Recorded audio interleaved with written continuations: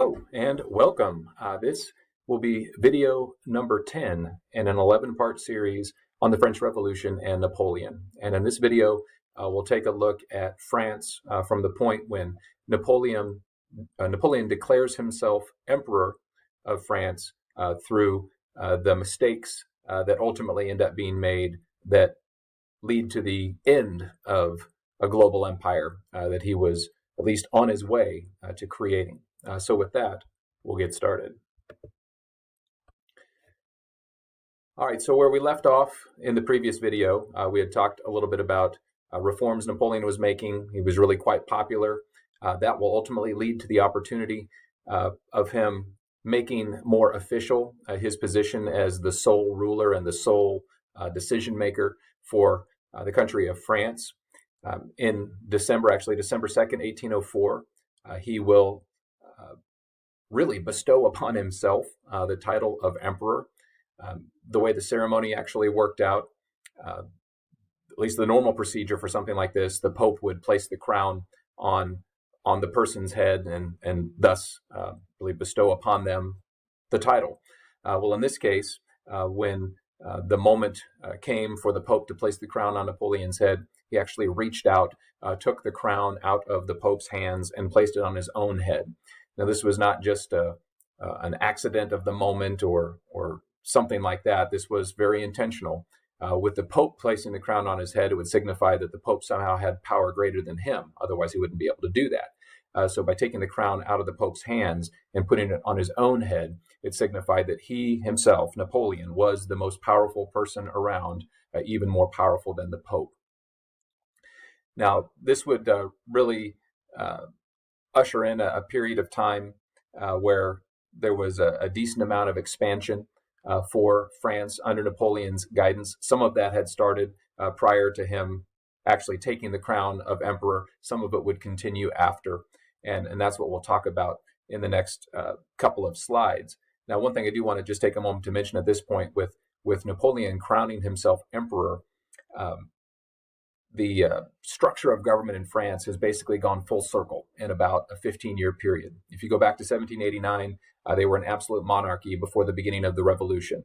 Then they moved to the middle with a limited constitutional monarchy, and then shift all the way to the other side with a republic.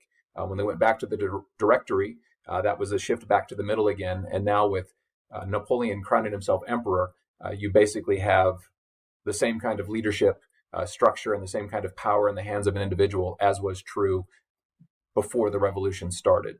So really quite a series of events in a relatively short amount of time. Now, as far as steps taken for empire building, as I said, some of those had already started to take shape and already took place by the time Napoleon took the title of emperor, and others would continue after that title was taken. A few key things to note. Just note that between through about a 10-year period, France basically was able to control most of what we think of as Europe. Really, the sole exception to being able to control Europe was England through military fighting between France and England. England was able to withstand the French forces, whereas most other places either were defeated in battle or simply made a deal to allow French officials to come in and basically run a puppet government in their countries. Now, one of the things that did fizzle out just prior to Napoleon becoming emperor was his goal and his plans to create an actual global empire. One of the things that France had in the Americas was claimed to quite a bit of territory, in particular in North America.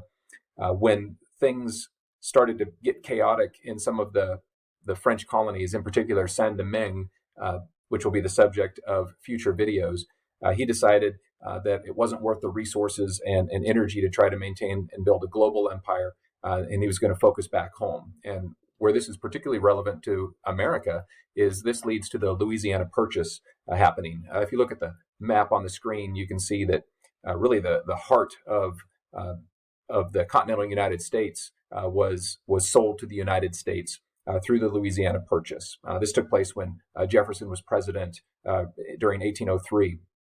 And basically, we paid $15 million. We, the United States, paid $15 million for this territory. And I think when you look at the the uh, the land that spans and all the states that now exist within that and all the resources and all the productivity and all the people, that was quite a bargain. But if you look at, kind of step back and look at the empire building of Napoleon in a relatively short amount of time, he and France were able to control quite a big area of land. Now, unfortunately for Napoleon, this will ultimately wither away and do so relatively quickly. And I want to use the rest of the time on this video to talk about mistakes that were made by Napoleon. Of course, these are easy to call mistakes today, but these were three things that took place that ultimately brought about an end to the French Empire. The first is identified as the Continental system. This was actually an attempt to take out Great Britain in a different way, because France were not able to defeat Great Britain militarily. They were going to try to hit them commercially and hurt them economically in such a way that they would submit. So starting in 1806, the idea was cut off Great Britain from the rest of Europe, not allow it to engage in its commercial trade economy that enabled it to be as prosperous as it was. Now, this ended up failing pretty miserably for a variety of reasons. For starters, it was very ineffective. One of the things that has to happen when you try to cut somebody off from trade is you have to get everybody else that might want to engage in trade to not do that as well. And one of the realities was even allies of France continued to trade with England, at least to a certain degree. Another problem was you have to be able to blockade a place like this. And the reality was the English Navy was simply superior to anything France had.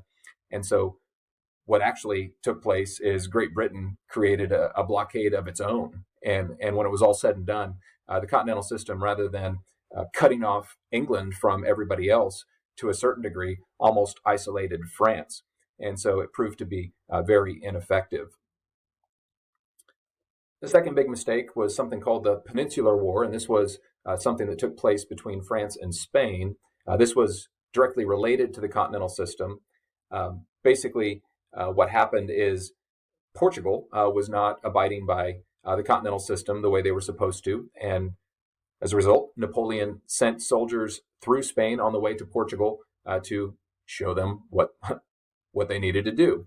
And one of the things that ended up taking place as these events unfolded and as these soldiers worked through Spain is the Spanish king ended up being removed from power, and that was very upsetting to the Spanish people. And rather than bow down to France, as a lot of places in Europe had, the Spanish people chose to fight back. And part of what made this tough was, A, they started to fight back, B, they fought back over many years, and C, the strategies that they used against the French were difficult to deal with because they used guerrilla fighting, which basically means quick hit-and-run attacks. And because Napoleon was stubborn enough that he believed he could win any fight, he never backed off. And so over the course of about 6 years, Napoleon fought against the Spanish and ended up losing about 300,000 soldiers in the process. So basically nothing really changed for France as far as what it controlled or what it didn't control, but they lost a lot of their ability to be strong and keep fighting moving forward. And that will end up being a factor in what we can call the third big mistake that was made by Napoleon that helped bring about an end to his empire. And that was the invasion of Russia. France chose to invade Russia June of 1812, and he entered Russia with about 420,000 soldiers. Now, one of the things we'll see a couple of different times throughout history, and this is one of them, is that invading Russia and trying to take over Russia is really, really hard. Russia is a lot bigger than people ever really imagine, and the Russian winter is a lot tougher to deal with than people ever really imagine. And so when it came to Napoleon's invasion of Russia, there were a couple of problems that he ran into that proved to be catastrophic. For starters, he started the invasion much too late in the year. Given how big Russia is and how difficult the winter is to deal with, if you are going to invade Russia militarily, you need to do so basically the first possible day of spring that you can get started to give yourself the biggest window of time to operate until the next winter hits. Starting in June is just much too late. Now, despite a late start and the size of Russia, the French military moved quite rapidly to the east towards the city of Moscow. largely because Russia chose not to engage them at their border. They chose to retreat. And in fact, they didn't just retreat, but they used a strategy called the scorched earth policy, whereby as they retreated, they tried to destroy or take with them anything that the advancing French forces might find useful. The whole idea with this was to make supply lines and the French people, as they advanced, to just be more and more difficult to have the supplies they needed to keep moving forward, especially things like food, things that they would have maybe hoped to pick up along the way. Not only did they struggle because they weren't able to pick up as many supplies as they needed along the way, but by the time they reached Moscow, and they did so basically in time to get to the city and possibly take it and have a place to hunker down during the winter, they got to the city and found it on fire. The Russian people were willing to sacrifice their city rather than let it be a place for the French to capture and then hold up in during the winter. By the time winter hit, there was really no place for the French forces to stay, to be able to survive, and Napoleon ordered a retreat. And basically, when they started to head west and leave Russia, that's when the Russian soldiers attacked. And it wasn't that the Russians were immune to winter, but they were more adapted to it and had better knowledge of how to make it work. And so basically what happened is the French forces were run out of Russia, and the army of 420,000 plus soldiers that ended up leaving with only about 28,000 making it out alive. And it's really from here that the rest of Europe kind of piled on the French, and that ultimately would bring about an end to the French Empire, and would be the beginning of the end for Napoleon. Now, that's going to be the subject of the final video in this series. So hopefully you found this one helpful and informative, and hopefully you'll join me for the final video. Thanks for watching.